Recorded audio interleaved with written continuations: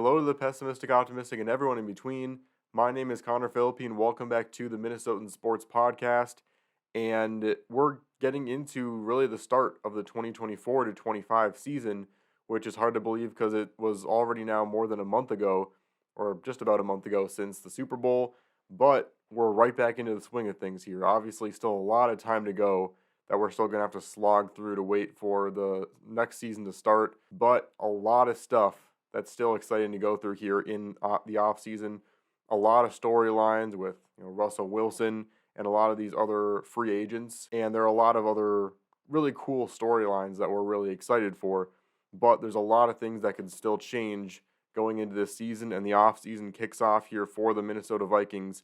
And so I'm going to go over some of the current scenarios and what the Vikings could potentially do in this offseason. I'm going to try and get it as close as possible with payroll, but for the most part, I'm going over just kind of an overarching general idea of, based off of different scenarios, what we can do with the money that we currently have. Because right now, at this exact moment, we have just around $100 million on the current cap, but that's without some potential big decisions that we could be making here.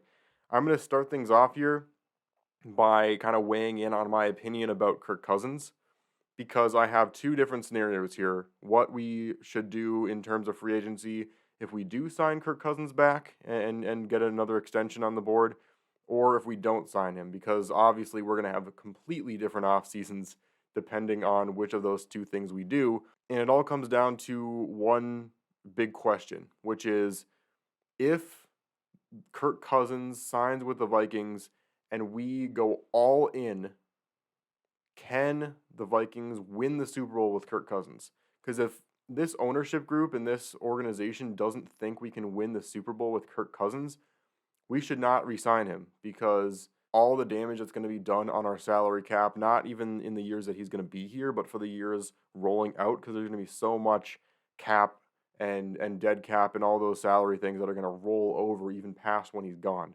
especially if we're trying to restructure some things to push money back so we can compete in these next couple of years.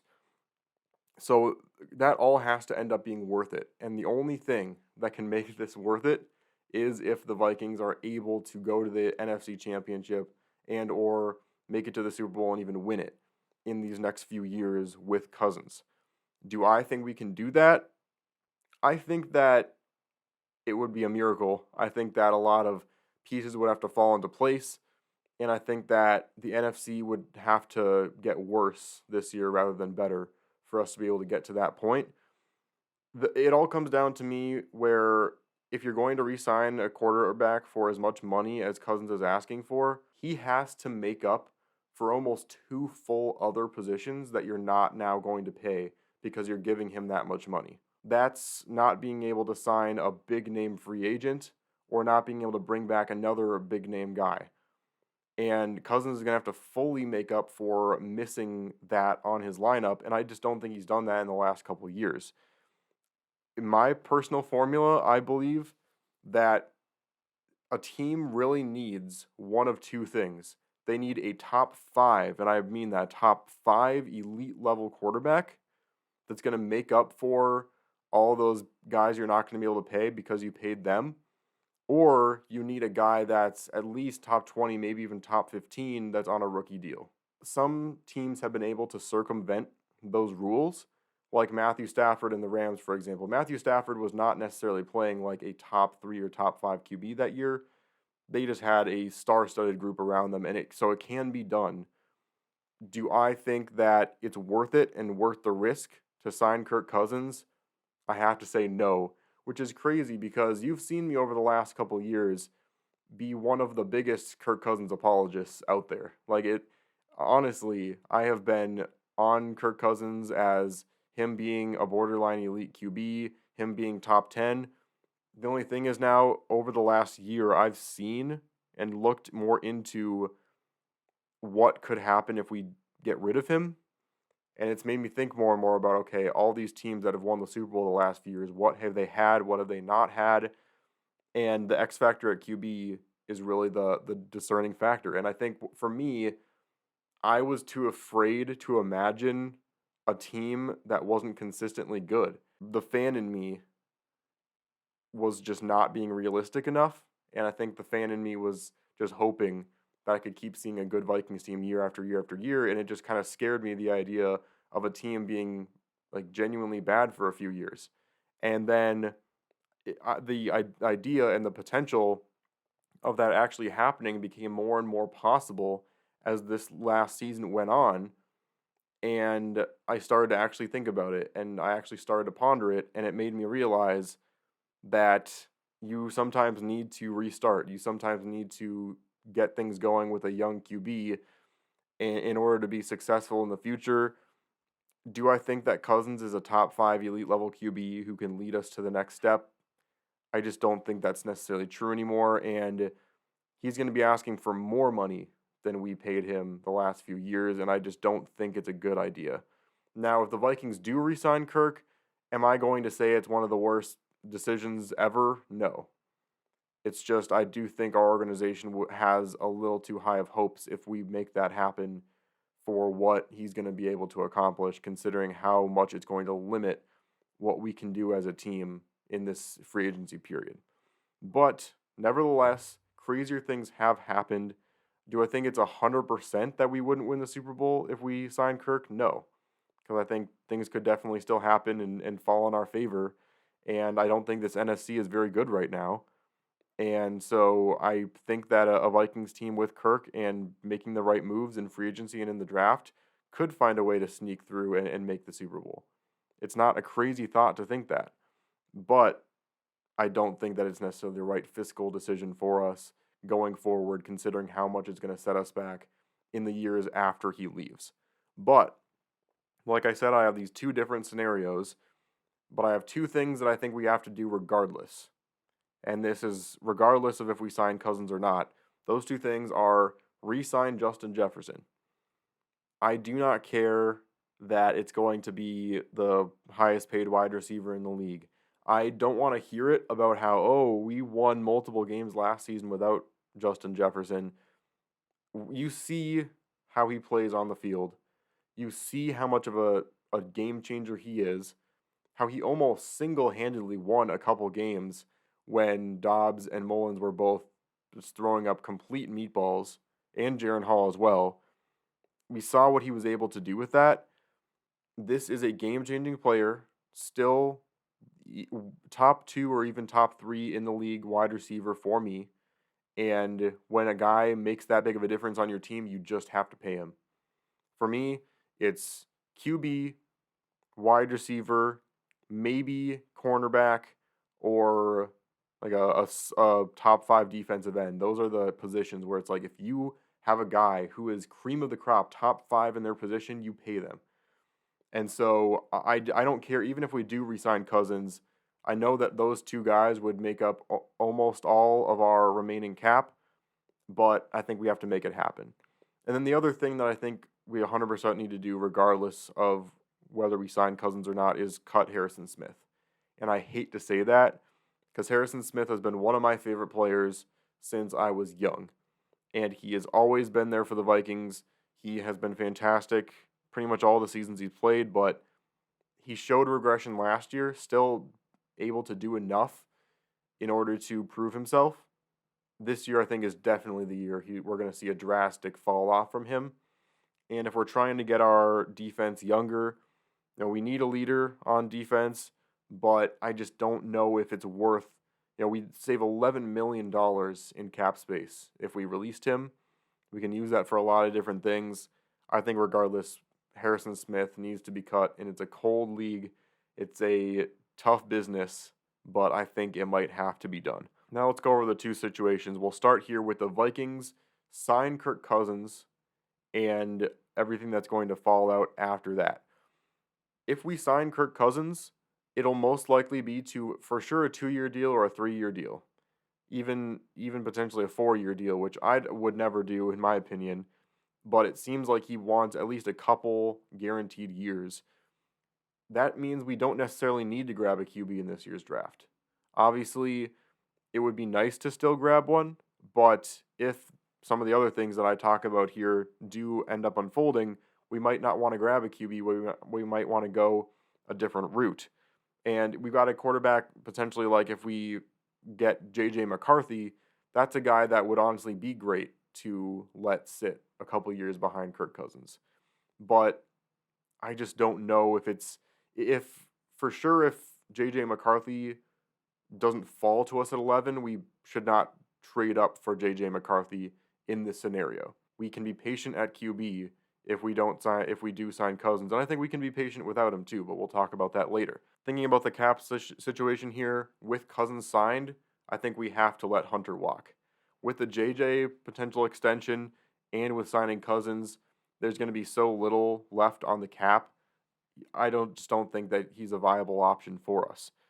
That would result in us probably having to sign like a cheaper option at the defensive end position.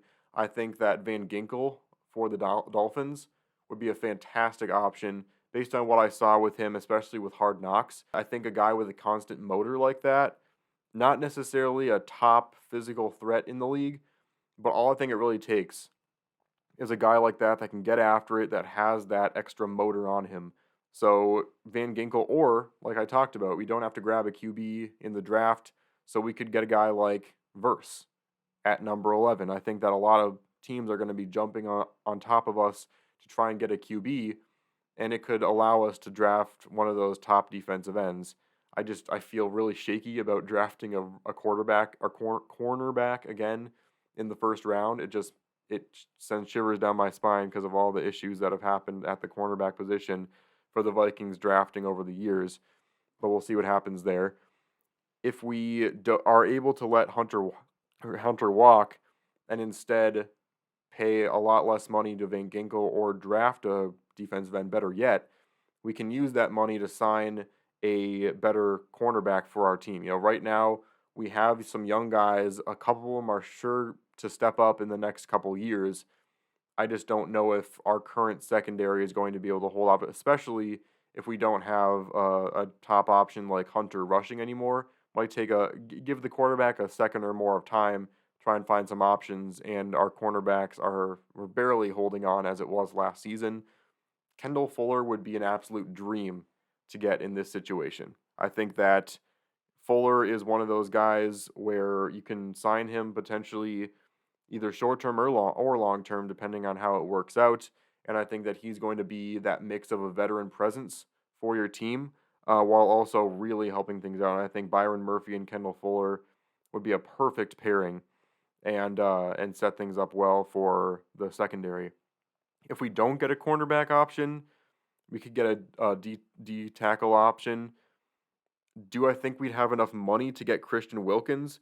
If we let Hunter walk and we don't spend anything on defensive end and draft a guy like Verse, I think we would, because obviously the cap can sometimes be considered a myth, as the Purple for the Win podcast always says. Listen to him all the time, shout out to him, but he always does this capology thing and says cap is a myth, and it really is sometimes true. It's true and not true at the same time, because you can do so many things to influence that and push money back and restructure. And yes, I get all that, and people are saying, oh, well, if you just keep on restructuring, all that money is going to push back and you're going to be in some serious cap situations in the future once Cousins leaves. And my response to that would be, we set that precedent already by re-signing Kirk. In this situation where we re-sign Kirk Cousins, we are accepting that we are going all in these next couple years, trying to legitimately win a Super Bowl, and that if we don't, we're just going to deal with the fact that we're going to be in serious cap trouble for years to come, and that's probably going to set us back 4 or 5 years. And so might as well go all in, try and get a guy like Christian Wilkins. All of a sudden, this defensive line gets better. So looking at this potential team that I set up here, we have Hunter walking, but we still have a solid option at the DN position. Brian Flores can rush pretty much anyone and have success.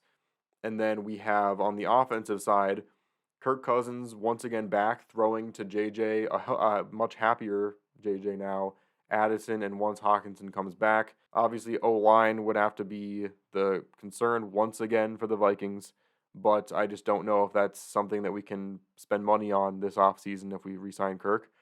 And then we got the defense, which gets better in both the run and pass game even losing Hunter, Wilkins comes in and he solves all of our run blocking issues on the defensive side, and he can also get after the QB as well. And then we get a cornerback potentially with Kendall Fuller. I think we might have to mix and match and either get Wilkins or Fuller in this situation. Either way, one of those two guys is going to make our defense better than it was last season. And it's maybe not enough to make a run, but it could be, and you never know. On the other side of things here, if the Vikings don't sign Kirk Cousins, there's a few more things here that we can do because we all of a sudden, right now at this exact moment, we have about $100 million off the cap that we can still use, and in this scenario we cut Harrison Smith, and so we have a lot of money to work with. We re-sign JJ, that amount gets down to like roughly 70 or 80 million, and again, I am not like I mentioned before, I am not an expert when it comes to the cap. I am using these things in general terms and understanding you can push some money back and keep some other money forward in certain seasons and all that. I think we should cut Bradbury and get a better center for our potential rookie young quarterback or bridge quarterback that we have. I think that we could sign a center like Andre James, who I think would be a fantastic option. We just need a guy with more size that can get the job done better than Bradbury does, because Bradbury, I think, has hit his ceiling, and I'm not at all impressed with that ceiling. We should sign Christian Wilkins still in this scenario, although I think it all comes down to whether or not it seems like Wilkins is open to a longer-term deal, and so obviously, I mean, I don't have to explain why it doesn't make sense for us to sign a big name caliber guy to only 1 or 2 years when we're about to rebuild a little bit and get a young quarterback potentially. So only re-sign Wilkins long term. This is the situation where we can re-sign Danielle Hunter long term, because even though I have confidence that this defensive line can still play well enough with Brian Flores and without Danielle Hunter, I still think that this defensive line goes from that, pretty good level to that next level with Danielle Hunter in there. Next up, we trade up potentially for a top 3 quarterback in the draft. If we don't get that done, because I understand I'm not going to be mad at this organization for not trading up if the team that we're trying to trade up with asks for too much, or if, the Patriots could choose that they want to draft a QB and we wouldn't have anything to say. Like it's not even up to us. And so if that doesn't happen, we hope McCarthy falls to us. I honestly hope we get him at 11. But if we don't get him at 11, I don't think he's quite worth trading up for in this draft. And I feel like he's just good enough to be worth number 11 in this draft. And so if we don't get McCarthy, I also think that I feel like there's a propensity for the Vikings to potentially try and grab a second-round QB much earlier than we need to. Like Bo Nix, who I feel like is just another Christian Ponder in my opinion, or Penix, who injury issues are a big concern for him, and he hasn't even started in the NFL yet, which is another huge red flag for him as well. And so those are guys that would be awesome to get in the mid to late second round, but I don't know if it's worth it for me to try and get them with the 11th pick in the second round even. I don't know about that. But if we don't draft one of those top 3 QBs, I think we need to sign a bridge QB. And again, like I said, if McCarthy falls to us, I still think we should get a bridge QB, because I think that McCarthy has some time that he needs to start to work things out in the league. At the very least, he needs to get some competition to see if he can get to that next level early enough to start him next year, which I don't think would be a good idea regardless. But worst case scenario, McCarthy isn't ready and needs a year or two. We sign a bridge QB like Tannehill, Minshew, maybe Brissett. Those guys are not going to be super expensive. Plus, we have the money to sign a guy like that anyway. So we got all those guys. And also, I definitely think we can sign Kendall Fuller in this scenario as well. We have, again, a lot of money to work with potentially not re-signing Kirk. And so, you take a look at this team. We have a better interior offensive line. Our defensive line is all of a sudden, I think Wilkins and no Danielle Hunter is already a better line, but if you throw in Hunter and still re-sign him and get Wilkins, I think Wilkins would make the entire defensive line better in general as well. And then we still get Kendall Fuller so that our secondary is even better. And then it really is just all up to how quickly can we get a new quarterback in there and make him successful.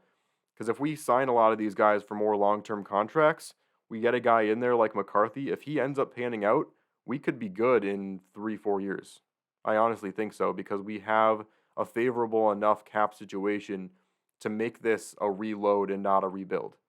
And that's why I feel like that mix of like we got rid of a lot of veterans, but we are still kind of on the rise with some of these guys. And we have enough key core guys on this team to be good where it all coalesces into I think that we can be good in a few years again, even if we don't get Cousins back.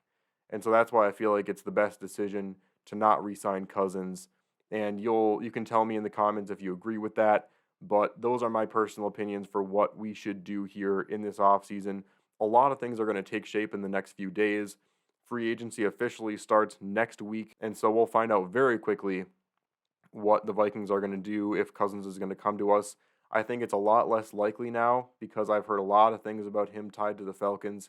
I think it would be a good fit for those two to meet and work things out. And so we'll see what happens. But it's going to be really interesting. This is going to be one of the most interesting off seasons that I've seen in multiple years here for the Vikings, probably since that first time we signed Kirk way back in 2018. So let me know in the comments again what you think. And there's going to be a lot more NFL off-season videos coming up here.